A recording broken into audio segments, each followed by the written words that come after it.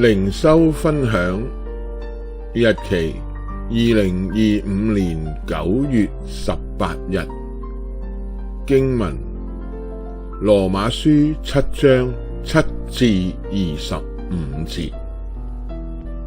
使徒保羅講佢因律法而知罪，罪活咗，佢就死咗。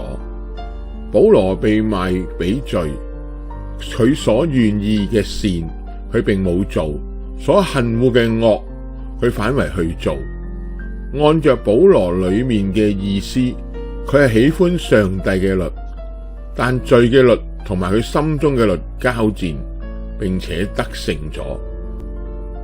唯有耶穌基督能夠保羅脫離呢個取死嘅身體。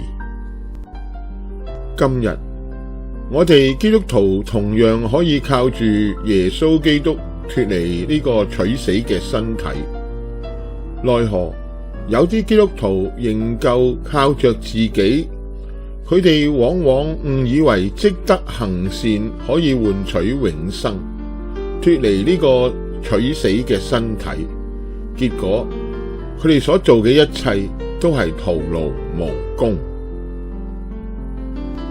你們得救是本乎恩，也因着信。這並不是出於自己，而是上帝所賜的；也不是出於行為，免得有人自誇。